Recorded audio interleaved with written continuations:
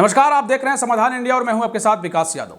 झारखंड के बोकारो और धनबाद जिले से क्षेत्रीय भाषा की सूची से भोजपुरी और मगही भाषा को हटा दिया गया है, जिसके बाद झारखंड के शिक्षा मंत्री जगन्नाथ महतो ने कहा है कि अब भाषा विवाद खत्म हो चुका है। लेकिन झारखंडी भाषा संघर्ष समिति के जो लोग हैं, जो लगातार कई महीनों से लाखों की संख्या में लोग सड़कों पर उतरे थे, लगातार संघर्ष कर रहे थे और एक ही मांग कर रहे थे कि भोजपुरी और मगही भाषा को हटाया जाए। साथ ही और भी मांगें थी, लेकिन झारखंड सरकार ने वर्तमान में अभी जो निर्णय लिया है भोजपुरी और मगही भाषा को हटाकर, उसके बाद झारखंडी संघर्ष समिति के बेहद ही अगुआ रहे और लोगों के बीच अब काफ़ी लोकप्रिय हो चुके हैं टाइगर जयराम महतो। उनका इन विषयों पर क्या कुछ कहना है, उन्हीं से जुड़ते हैं और उन्हीं से जानते हैं कि इन विषयों पर टाइगर जयराम महतो का क्या कुछ कहना है।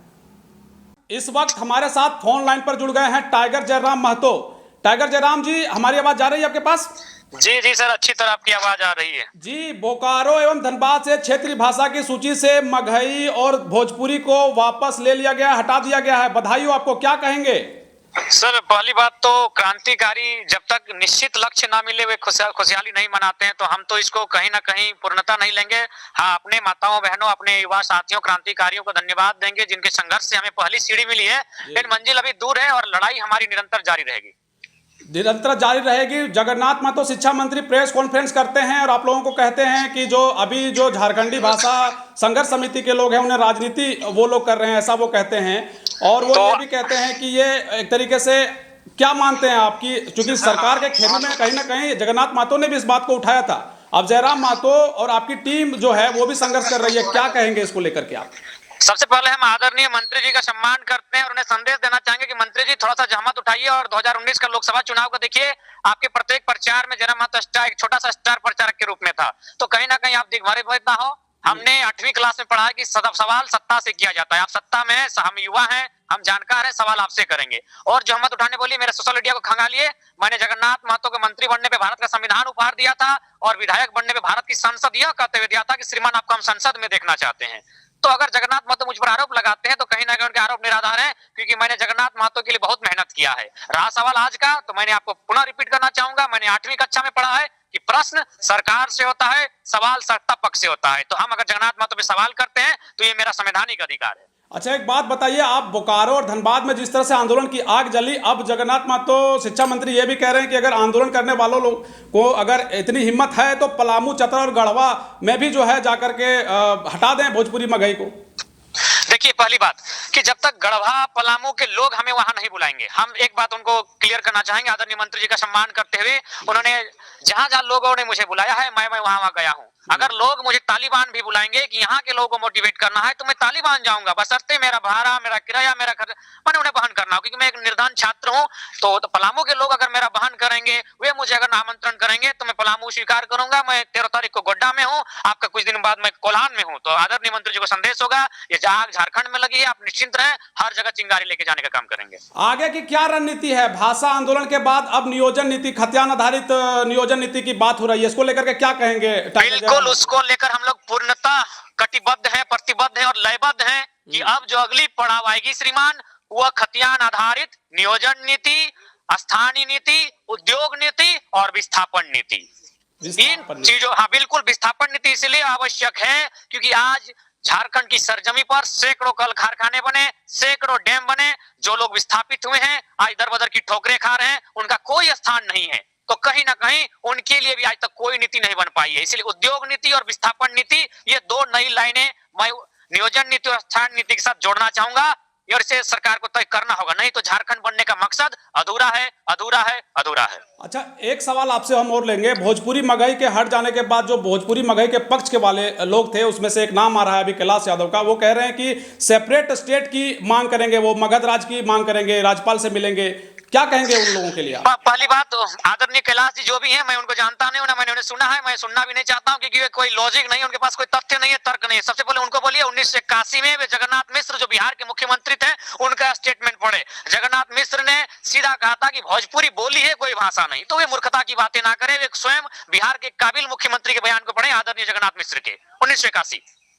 टाइगर जयराम महतो जी इन दिनों मंत्री के मुख पे हैं, लोगों की जुबान बन चुके हैं, हर जगह जा रहे हैं, लोग आपको सुनना पसंद कर रहे हैं। इससे पहले भी हम आपके सामने रह करके आपका साक्षात्कार किए हैं, आपसे बहुत सारे सवाल पूछे हैं। जयराम महतो जी, इतना लंबा जो दूरी तय किया गया आंदोलन को लेकर के, क्या लगता है कि ये सरकार जिस तरह से, आपको क्या लगता है कि ये आपकी जीत है, आंदोलन की, जो आप लोग आंदोलन कर रहे हैं उनकी जीत है, या सरकार के खेमे में जहां कई लोग विरोध कर रहे थे उनकी जीत है? किनको क्रेडिट मिलना चाहिए? जी नहीं, ये शुद्धता झारखंडी की जीत है, झारखंडी आवाम की जीत है, और ये जीत अभी अधूरी है, लड़ाई अभी बाकी है, लड़ाई बहुत दूर तक जाएगी। रही बात मेरा, तो मैं स्पष्ट करना चाहूंगा, तमाम आपके श्रोताओं को संदेश देना चाहूंगा कि जो व्यक्ति बिरसा विनोद के विचारों को लेकर आगे बढ़ेगा, वो चाहे टाइगर हो और चाहे कोई हो, लोग उसे सुनेंगे। अगर आप उलूल जुलूल की बातें करेंगे जिसमें तर्क नहीं होगा, जिसमें तथ्य नहीं होगा, आपके पास आपका चेहरा हो सकता है लेकिन लोग सुनेंगे नहीं। जयराम महतो अगर सुनते हैं, इसके पीछे रीजन है कि हम विनोद बाबू बिरसा के विचारों को लेकर चले हैं, हम भगत सिंह के विचारों को लेकर चले। मेरे विचार में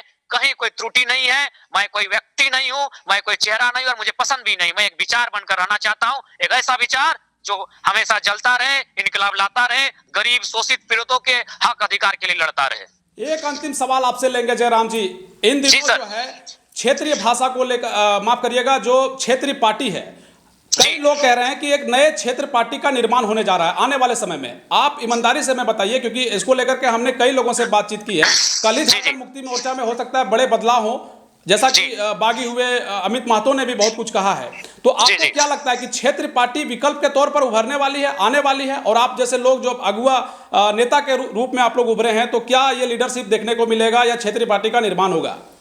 देखिए, इसका तय झारखंड के युवा, विशेषकर छात्र यूथ ब्रिगेड को करना है कि वो क्या कर, झारखंड को किस दिशा में लेकर जाना चाहती है। क्योंकि आप कहीं भी देखिए, किसी भी मामले को देखिए, जेपीएससी में देखिए 20 दिन बाद सुने एग्जाम का डेटा आए, क्या भाई कोई गेस पेपर है कि चट के वो मैंने पीसीएस का एग्जाम निकाल लेगा? तो स्पष्ट सीटें सेटिंग हो रही है। आप किसी भी वैकेंसी को देखिए, तो यूथ को समझना होगा, जो पढ़ने वाले छात्र हैं, क्योंकि युवा शक्ति ही देश को, राज्य को बदल सकती है। तो मुझे, मेरा सीधा संदेश होगा, अगर आप खुश हैं इन पार्टियों से, जो 4 पार्टियां हैं, तो भाई राज्य आपका है, आप जिस दिशा में लेके जाएंगे। लेकिन अगर आप नाखुश हैं, तो मैं एक संदेश वही देना चाहूंगा जो 1985 में असम में हुआ था। असम में एक सरकार बनाई गई थी, छात्र सड़क पे आए थे और तमाम विधायकों का बोलती बंद करते हुए उन्हें नेशनल नाबूद करते एक सरकार बनाई थी, जिस तमाम भारत ने कोट किया था। युवाओं की सरकार, किसी ने कहा छात्रों की सरकार, लेकिन मजेदार बात थी, किसी ने कहा कुमारों की सरकार। तो आज झारखंड की मांग है, अगर ये नहीं चेतते हैं, तो सभी पॉलिटिकल पार्टियां, सभी पॉलिटिकल लीडर को धराशायी करते हुए, धूमिल करते हुए, झारखंड की युवा, झारखंड के छात्र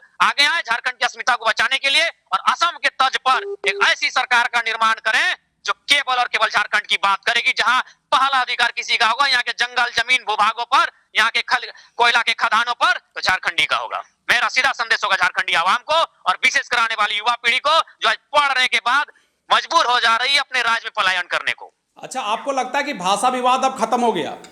नहीं सर, भाषा विवाद कैसे खत्म हो सकता है? आप देखिए, अब हिंदी को लाने की बात होगी, कहीं हो सके बोलेंगे खतियानधारी। पहला बात है, भाषा का विवाद उसी दिन समाप्त होगा जब आप झारखंड के कलेजे से पूछेंगे कि आखिर मामला क्या है भाषा का। रामदयाल सिंह मुंडा, आदरणीय डॉक्टर रामदयाल सिंह मुंडा, उनकी रिपोर्ट टीआरआई कहती है 9 लैंग्वेज ही झारखंड की स्थानीयता को परिभाषित करेंगे, 9 से न कम हो न 9 से ज्यादा हो। उन्हीं 9 को आधार मानकर आप चलेंगे, तभी झारखंड खुश होगा, तभी झारखंड खुशहाल होगा। नहीं तो झारखंड दिनों दिन औपनिवेश का गुलाम बनता जाएगा। ये तथ्य है, ये तर्क भी है। चलिए, एक अंतिम सवाल है जयराम जी, अगर समय थोड़ा सा हम आपसे और लेना जी सर, हमें ये बताइए कि जब आप कह रहे हैं कि भाषा विवाद अभी खत्म नहीं हुआ है, तो क्या रणनीति है? बहुत से लोग आपसे जुड़ गए हैं, बहुत लोग आपसे प्रभावित है, जानना चाहते हैं लोग कि क्या रणनीति शुद्ध है। सरकार ने बिल्कुल सरकार के मैनिफेस्टो से ही लड़ाई है। सरकार अपने मैनिफेस्टो को लागू करे। उन्होंने बात कही थी प्राइवेट सेक्टर में भी 75% की, उन्होंने बात कही थी झारखंडियत की, उन्होंने बात कही थी खतियान आधारित। एक बात बताइए, 1985 में जो रघुवर दास नीति लेकर आई, आखिर रघुवर दास का तख्ता पलट क्यों किया गया? इसलिए कि आपको 85 को खारिज करना है, 32 की बात करनी है। तो हम सरकार को उसी के मैनिफेस्टो से घेर रहे हैं। आप मैनिफेस्टो को पूरा कीजिए, हमें क्रांति की कोई आवश्यकता नहीं, हमें आंदोलन की आवश्यकता नहीं है। हम कलम लेंगे और कलमकार बनेंगे, हम कलम बनने का काम करेंगे। हमें कोई क्रांतिकारी नहीं बनना है। आपके बेटे मंत्री बने, विधायक बने, मंत्री का बेटा मंत्री बने, कोई दिक्कत नहीं। हमारा बेटा, हम खुद चपरासी कैसे बनेंगे, हम टेट का टीचर कैसे बनेंगे, हमारी प्राथमिकता ये है। आप तय कीजिए नीति, हम लोग कुछ नहीं करेंगे, लेकिन आपको तय करना होगा कि झारखंडी कौन है।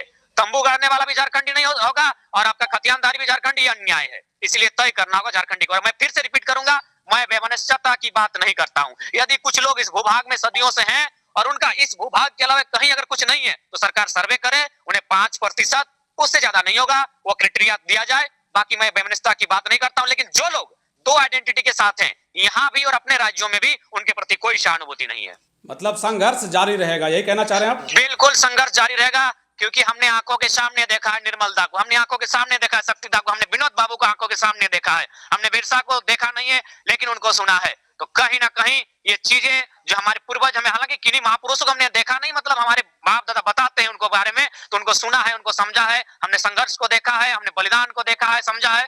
हम लोग पीछे नहीं हटेंगे, संघर्ष जारी रहेगा, चाहे जितनी लंबी क्यों ना लड़नी पड़े। वैसे भी हमने 88 साल बाद झारखंड लिया था, फिर लड़ेंगे नव झारखंड के लिए।